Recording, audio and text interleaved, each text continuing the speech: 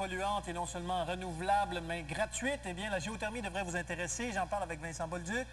Bonsoir, Vincent. Rebonsoir. Rebonsoir. Oui, une source d'énergie encore plus abondante que l'eau, la pierre. On sait que, au temps préhistorique, nos ancêtres s'installaient dans le creux des grottes pour faire leur foyer. Mais au 21e siècle, on retourne à la pierre pour puiser notre chaleur. Mais là, comme on veut se faire croire qu'on est un petit peu plus évolué que dans le temps, on lui donne un nom plus sophistiqué, la géothermie. La géothermie, en fait, c'est la même chose, mais on a donné un nom scientifique. Oui, on est un petit peu plus scientifique dans notre technique aussi. Oui. Ça consiste à aller chercher la chaleur qui est emprisonnée dans le sol à longueur d'année. Okay? On sait que le sol retient la chaleur du soleil et celle qui provient de la croûte terrestre. C'est ce qui fait d'ailleurs que, beau temps, mauvais temps, à l'année longue, à partir d'1 mètre ou 2 mètres de profondeur, le sol est toujours à la même température, une température stable, à peu près 5 à 10 degrés. Ouais, entre 5 à 10 degrés. Là. Des fois, ça peut bouger un petit peu, mais ça ne bouge pas en dehors de ça. Et ça devient de plus en plus populaire. Selon le groupe d'entrepreneurs Géothermie Québec, c'est vraiment à la mode depuis 2 ans au Québec, dans le secteur résidentiel, surtout pour les nouvelles constructions, parce qu'on ne peut pas adapter vraiment ce système-là à tous les bâtiments existants. Ça marche avec 2 types d'installations, le chauffage radiant et le chauffage à l'air. Ça ne produit pas assez de chaleur là, pour alimenter un système de chauffage classique. Là. OK. Donc, comment on procède si on veut installer de la géothermie chez soi? C'est simple comme bonjour, comme disait mon père. On va prendre l'exemple d'un bungalow de banlieue. Là.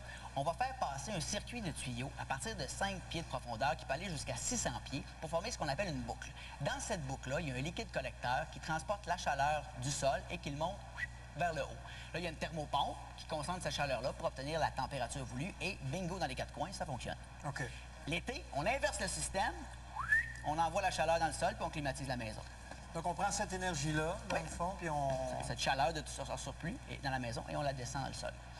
Ça fonctionne très bien. Les deux tiers de l'énergie nécessaire à la climatisation ou au chauffage d'une maison est puisée gratuitement dans le sol. Ça veut dire une réduction de 35 à 70 des frais de chauffage selon le ministère des Ressources naturelles du Canada. Naturellement, ça coûte quand même cher à installer parce que ça prend des techniques de forage assez avancées. Mais à moyen terme, on amortit l'investissement avec les économies sur l'électricité, le mazout ou le gaz. Aussi, comme les tuyaux ne sont pas soumis aux intempéries et aux variations de température, les tuyaux peuvent être bons pendant 20 à 40 ans sans entretien.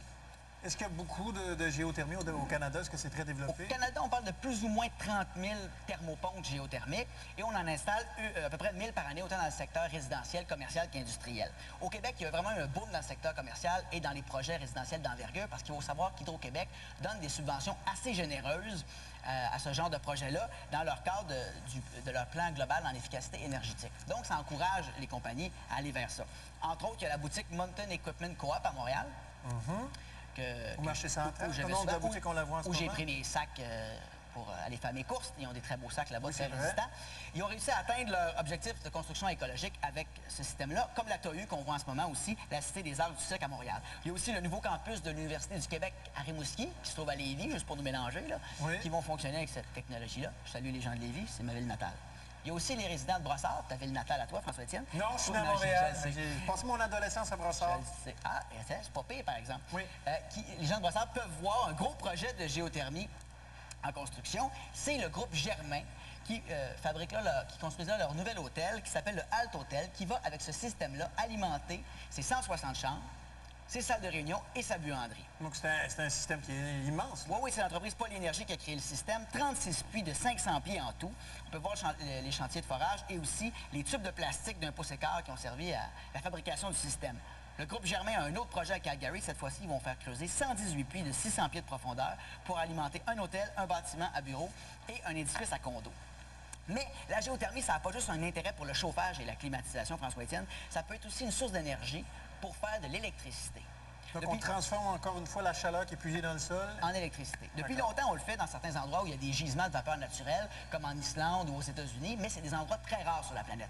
Dans les autres régions du globe, quand on veut faire de l'électricité avec la géothermie, il faut aller chercher des températures d'eau beaucoup plus élevées que pour le chauffage, donc creuser plus profondément, des centaines, voire même des milliers de mètres de profondeur, dépendamment où on se trouve sur notre belle planète Terre.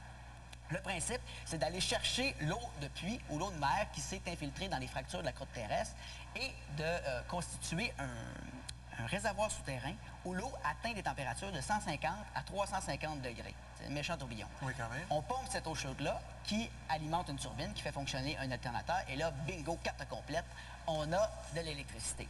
Il y a plusieurs projets en cours dans le monde en ce moment pour exploiter cette technologie-là, même que selon le département américain de l'énergie, cette technologie-là pourrait nous permettre de produire autant d'électricité que l'ensemble des centrales nucléaires américaines. On parle quand même de 100 gigawatts d'ici 2050, si on investissait seulement 1 milliard de dollars sur 15 ans. C'est peu cher à payer pour une solution aussi écologique. Maintenant, est-ce que la volonté est là? Quand on voit qu'il a déjà mis 700 milliards pour aller mettre la main sur son pétrole en direct, me dire, je pense que pas sûr que ça y tente. On n'est pas sûr que ça y tente en ce ça va moment. peut-être se passer. Pas cette année, mais ça va peut-être se passer. Au Québec, les réserves géothermiques sont assez chaudes pour faire de l'électricité, sont beaucoup trop profondes pour être exploitées de façon rentable. De toute façon, on a l'électricité qui est déjà économique et relativement écologique. Par contre, il y a quelques sites intéressants dans l'Ouest canadien. Entre autres, il y a une centrale de 100 MW qui est en construction en ce moment en Colombie-Britannique et qui devrait être en fonction cette année.